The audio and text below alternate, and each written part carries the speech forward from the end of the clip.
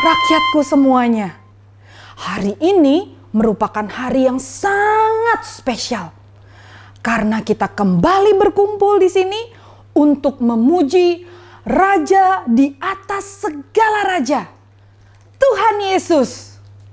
Yuk, para penasihatku dan juga adik-adik semuanya, kita bersama-sama memuji Tuhan.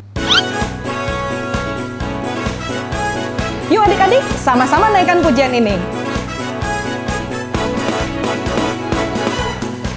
Aku inilah anak Allah yang telah ditebus oleh darahnya. Aku mau jadi yang terbaik, hidup suci di hadapan Tuhan. Lebih semangat lagi ya.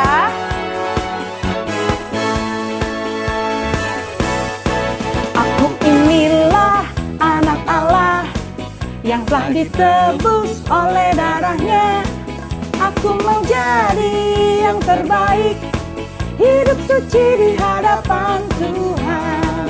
Bila iblis menyuruhku berdusta, gak mau. Bila iblis menyuruhku mencuri, oh gak ah. Bila iblis menyuruhku bertengkar, gak janji lebih baik ku usir dalam nama Yesus. Ku inilah anak Allah yang telah ditebus oleh darahnya. Aku mau jadi yang terbaik, hidup suci di hadapan Tuhan.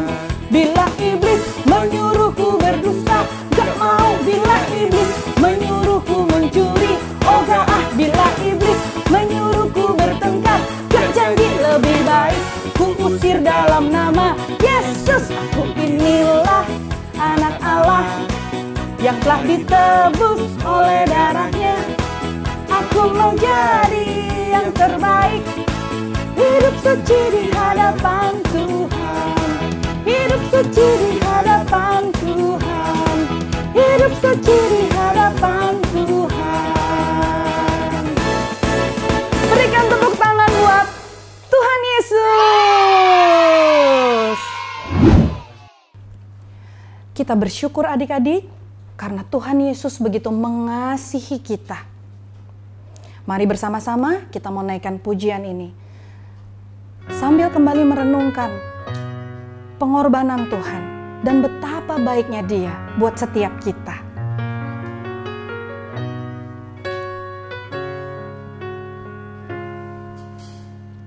Telah kulihat bukti kasih-Mu, Kau menderita gantikanku. Dengan darah-Mu Kau selamatkanku. Kini ku hidup menyenangkan-Mu.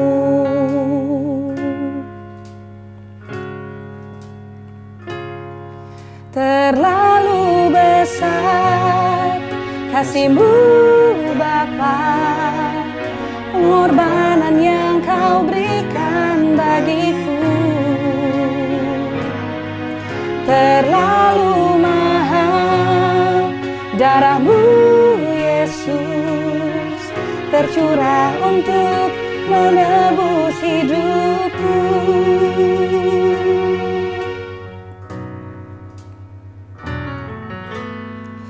Telah kulihat bukti kasih-Mu, Kau menderita gantikanku. Dengan darah-Mu Kau selamatkanku. Kini ku hidup menyenangkan-Mu. Mari sembah Dia. Terlalu besar kasih-Mu Bapa, pengorbanan yang Kau berikan bagiku. Terlalu mahal darah-Mu Yesus, tercurah untuk menebus hidupku.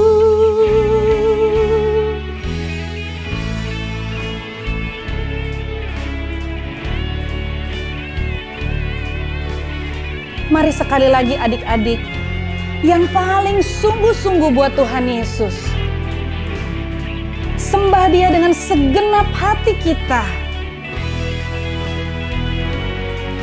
Terlalu besar kasih-Mu Bapa, pengorbanan yang Kau berikan bagiku.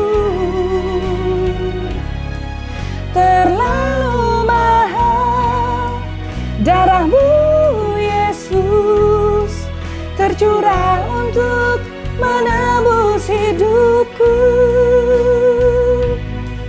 Terlalu mahal darah-Mu Yesus, tercurah untuk menebus hidupku.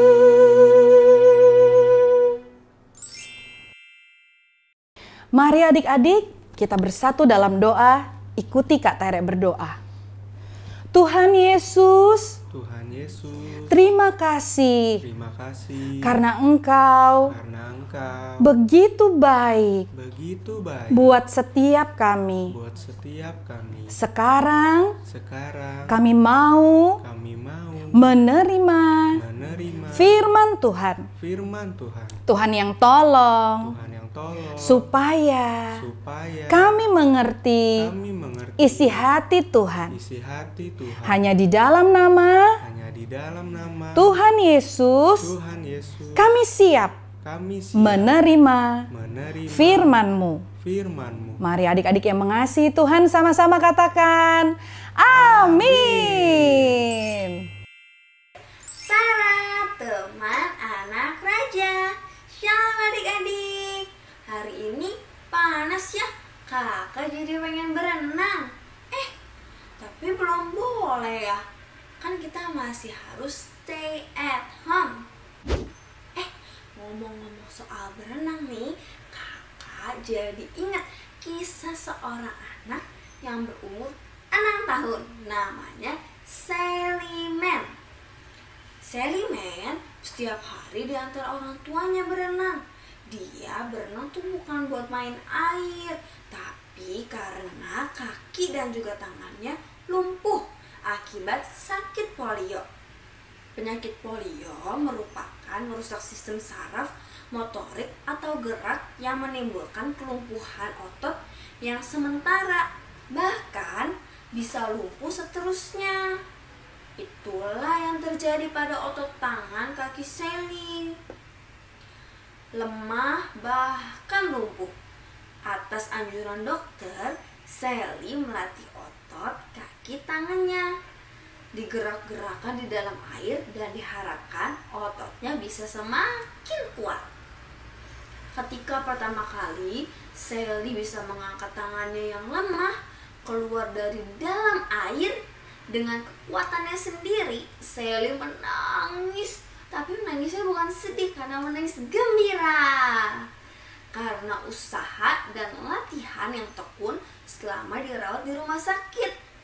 Berminggu-minggu loh di rumah sakitnya.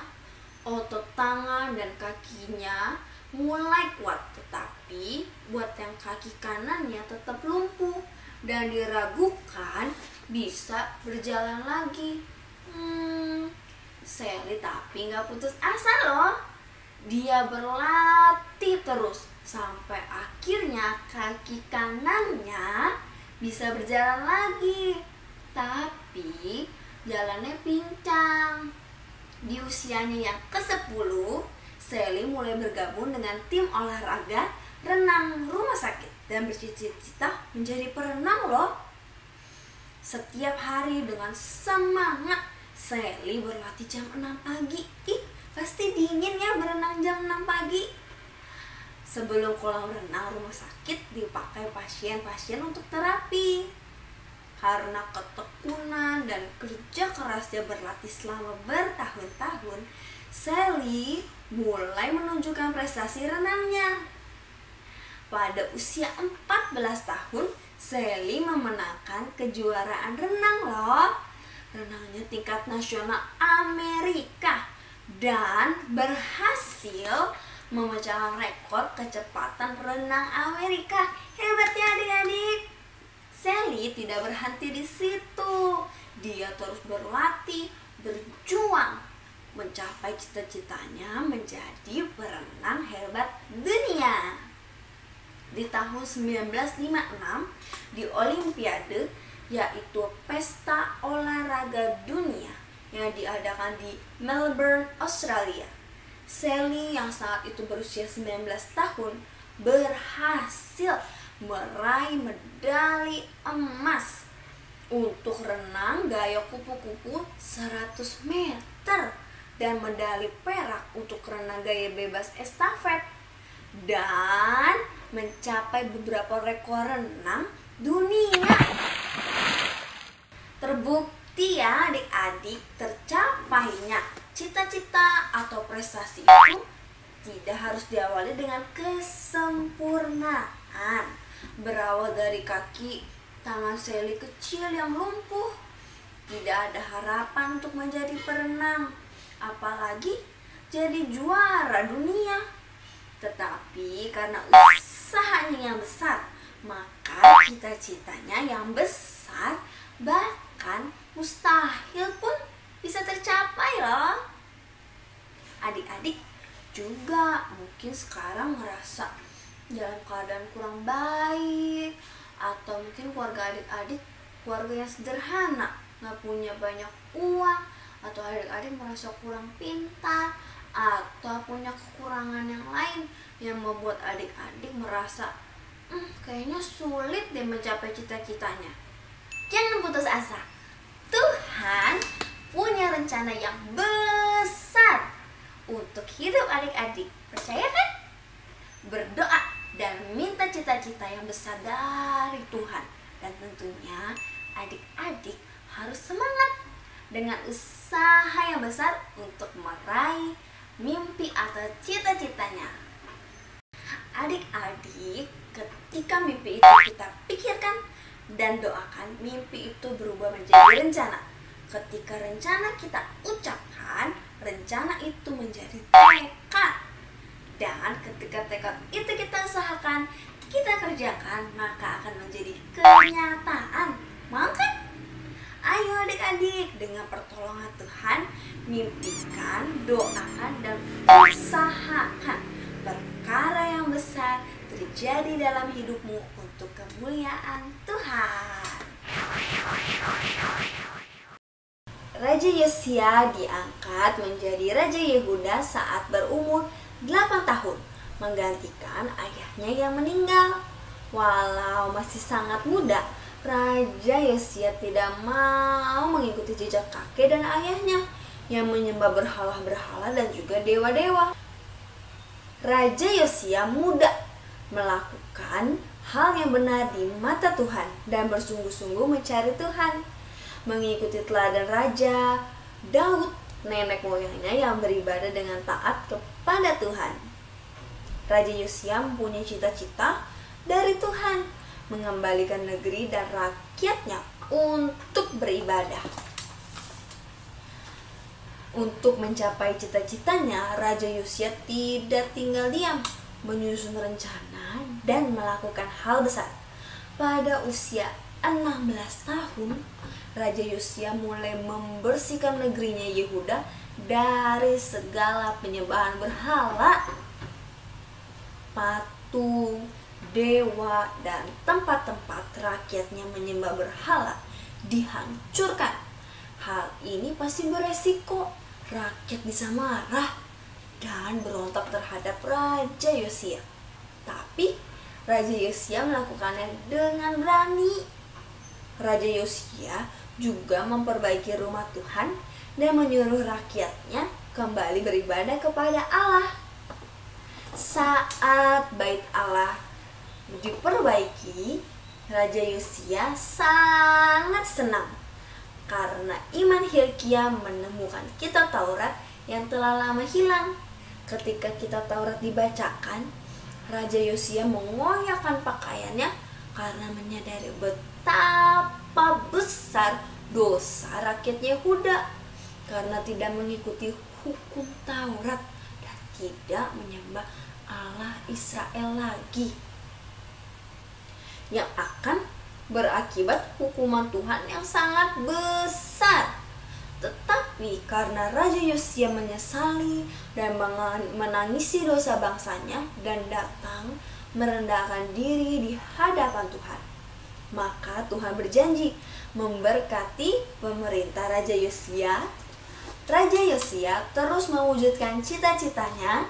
Dia mengumpulkan semua rakyatnya di rumah Tuhan, lalu membacakan kitab Taurat yang telah ditemukan itu di hadapan rakyatnya. Kemudian Raja Yosia berdiri dan berjanji di hadapan Tuhan dan juga rakyatnya untuk mengikuti perintah, aturan, dan ketetapan Tuhan dengan segenap hati, jiwa, dan juga kekuatannya. Seluruh rakyat mendukung perjanjian itu dan menghancurkan gedung-gedung, tempat-tempat, dan segala bentuk alat-alat penyembahan dewa Baal dan dewa-dewa lainnya. Raja Yosia juga memerintahkan rakyatnya kembali untuk merayakan Paskah di Yerusalem. Adik-adik, Raja Yosia mempunyai awal yang baik. Dari kecil sudah jadi raja, tetapi hal itu tidak menjamin hidupnya akan berhasil. Banyak loh raja-raja yang gagal karena menyimpang dari perintah dan rencana Tuhan. Tetapi untung Raja Yosia dari sejak muda menangkap cita-cita dari Tuhan dan melakukan usaha yang besar dengan segenap hati dan juga kekuatannya, sehingga cita-cita yang ditaruh Tuhan dalam hidupnya untuk membawa bangsanya beribadah kepada Tuhan bisa tercapai saat dia hidup. Selama 31 tahun pemerintahan Raja Yosia diberkati Tuhan dan dengan damai dia meninggal dunia. Adik-adik, Tuhan juga pasti punya rencana loh dan juga visi untuk hidup kalian. Mungkin saat ini adik-adik ada yang belum tahu ya, apa sih cita-cita aku? Harus ngapain? Ayo, harus berdoa, minta Tuhan taruh cita-cita dan visi Tuhan. Untuk sekarang ini lakukan dulu aja tugas yang ada. Ngapain? Belajar dengan sebaik-baiknya, jangan asal-asalan. Berlatih untuk hal-hal yang kalian suka dan bermanfaat. Misalnya menggambar, belajar musik, atau apa saja. Nanti seiring waktu Tuhan akan tunjukkan visi dan juga rencananya dalam hidup kamu.